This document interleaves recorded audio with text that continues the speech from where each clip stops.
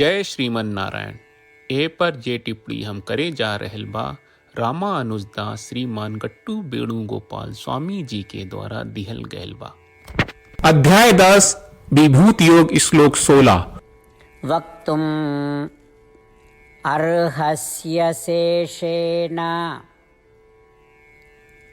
दिव्याखि आत्मा विभूतयः याभिः विभूतिभिः लोकान् इमांस्त्वं व्याप्य तिष्ठसि। ओम। गीताचार्य श्री कृष्ण परमात्मा अर्जुन समेत हमनी सबके विभूति योग सिखा रहल बानी। ऊ प्रक्रिया में अर्जुन श्री कृष्ण परमात्मा से प्रार्थना कर रहल बाड़े, हे श्रीमन नारायण, हे श्री कृष्ण जी, रउआ आपन अनेक दिव्य रूप महिमा और दिव्य शक्ति से सब लोक में व्याप्त बाड़ू। अरे श्री कृष्ण, रउआ ही अतना बड़न प्रतिभा दिव्य रूप और महिमा बा और दूसरा के इतना बड़न दिव्य रूप नहीं खे। यही से हे श्री कृष्ण जी, आपन दिव्य रूपन के बारे में विस्तार से बताइए। जैसे अर्जुन श्री कृष्ण परमात्मा के अनेक शक्ति रूप और गुण के जाने की इच्छा व्यक्त करत होकर श्री कृष्ण परमात्मा के दिव्य विविध और अनंत रूप और गुण के जाने की इच्छा व्यक्त करत हमनी के अर्जुन के वचन के जैसन श्लोक के रूप में दोहरावे के कोशिश करन जाए। वक्तुमर्हस्य शेषेण दिव्याह्यात्मविभूतयः याभिर्विभूतिभिर्लोकान् इमांस्त्वं व्याप्य तिष्ठसि। श्रीमन्नारायण करिष्ये वचनं तव। सर्वं श्रीकृष्णार्पणमस्तु। जय श्रीमन्नारायण। श्रीमद् भगवत गीता का पूरा सार श्री कृष्ण परमात्मा ने अध्याय 18वें के श्लोक 65 से 70 में 8 काम करे खातिर दिले बाड़े। श्री कृष्ण कहले, हम ओ लोगन से प्रेम करनी जो लोग इन 8 बातन के मान तारे। हम ओ भक्तन के हर तरह से रक्षा करब। श्री कृष्ण परमात्मा के द्वारा बोलल गईल संपूर्ण भगवत गीता सुनला के बाद अर्जुन कहले, करिष्ये वचनम त्वा, जेके मतलब बा कृष्ण मैं उही करब जौन आप कही। यही कारण बा श्री कृष्ण अर्जुन के हर तरह के सफलता आ विजय प्रदान करेले। आई परमात्मा के आपन व्रत देई कि हमनी के ये 8 गौ कर्म के पालन करी जा। ई वचन परमात्मा के देवे से बड़न कौनो पूजा तपस्या यज्ञ नहीं। हम 8 प्रण कहब जौन हमनी के करे के चाहिए। आप सब कृपया इन्हन के आपन दिमाग और दिल में सोची। श्री कृष्ण के आपन वचन देवे के ई तरीका में हमनी सबकी कल्पना करे के चाहिए कि श्री कृष्ण का चेहरा खुशी से चमकत बा और खुशी के एहसास करत बा। जय श्रीमन नारायण। यहाँ हमनी के 8 वादा बा।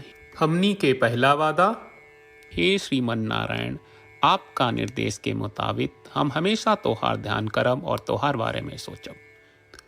हमनी के दूसर वादा, हे श्रीमन नारायण, आपका सलाह का अनुसार हम हमेशा आपका भक्त रहब। हमनी के तीसर वादा, हे श्रीमन नारायण, हम आपन सब काम तोहरा सेवा के रूप में और तोहरा संतुष्टि खातिर करब। हमनी के चौथा वादा, हे श्रीमन नारायण, जैस की आप माने के कहले रहलू, हमरा बहुत विश्वास बा कि हम आपके होई और हम हमेशा आपन दोनों हाथ जोड़ के आपके नमस्कार करब और आपकी पूजा करब। हमनी के पांचवा वादा, हे श्रीमन नारायण, हमरा के तोरा बात माम एकम शरणम ब्रज 1866 याद कहले, जहाँ आप हमरा के आपन का अर्पित करे का कहा। श्रीमन नारायण, मैं हमेशा तोहरे शरण में रहब।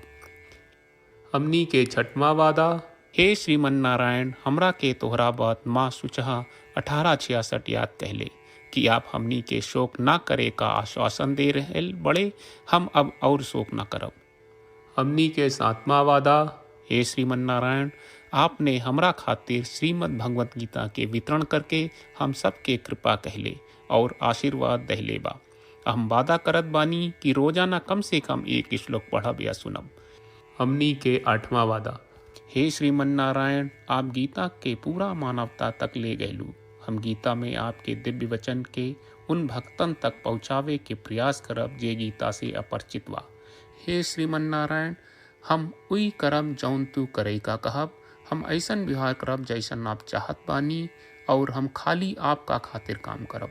श्रीमन नारायण के रोज आपन वचन देहल कि हम ओइस करब जैस आप कहत बानी, ई अपने आप में बड़न पूजा बा। श्रीमन नारायण, करशे वचनम त्वा। श्रीमन नारायण, हम तोरे निर्देश के मुताबिक काम करब। सर्वम श्री कृष्ण अर्पणम अस्तु। जय श्रीमन नारायण। वक्तुम् अर्हस्य शेषेण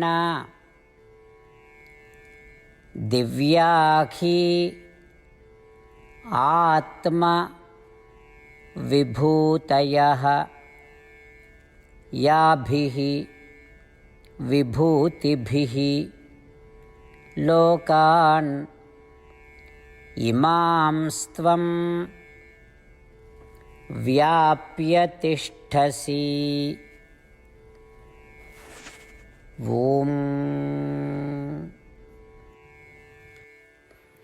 वक्तुमर्हस्य शेषेण दिव्याह्यात्मविभूतयः याभिर्विभूतिभिर्लोकान् इमांस्त्वं व्याप्य तिष्ठसि। श्रीमन्नारायण, करिष्ये वचनं तव। सर्वं श्रीकृष्णार्पणमस्तु। जय श्रीमन्नारायण। जय श्रीमन नारायण। सब भक्त लोगों से विशेष अनुरोध बा, जीवन में हर चीज में हमनी के तत्कालिक और प्रभावशाली परिणाम की अपेक्षा रहेला। एकरा खातिर आइए रोजाना 1 मिनट के समय निकालल जाए और नारायण आश्रम पढ़ल जाए। नारायण आश्रम प्राप्त करे खातिर नारायण आश्रम वेबसाइट पर जाई, जो www.narayanashram.org है, और पंजीकरण में आपन नाम और ईमेल दर्ज करी। आपके द्वारा प्रदान कईल गई ईमेल पर आपका एक नारायण आश्रम PDF प्राप्त हुई। PDF में एक रामायण श्लोक, एक गीता श्लोक और एक विष्णु नामम बा। ये तीनों के मिल के नारायण आश्रम कहल जाला। हर व्यक्ति के ये श्लोक के अलग अलग संयोजन मिलेला। जब हर कोई 24,000 भक्तन के साथ रोजाना आपन नारायण आश्रम पढ़त आ सुनत बा, ता हर दिन संपूर्ण रामायण का 1 दौर, श्रीमद् भगवत गीता पारायण के 33 दौर और श्री विष्णु सहस्त्रनाम स्तोत्र पारायण के 24 दौर प्रतिदिन पूरा होएला। ई एक बहुत ही उल्लेखनीय और विलक्षण परिणाम बा, जौन हर एक दिन ऐसकरे से निकलेला। ई कारण बा कि आप और आपके परिवार के सदस्य तुरते जाके आपन नारायण आश्रम प्राप्त करी। जय श्रीमन नारायण।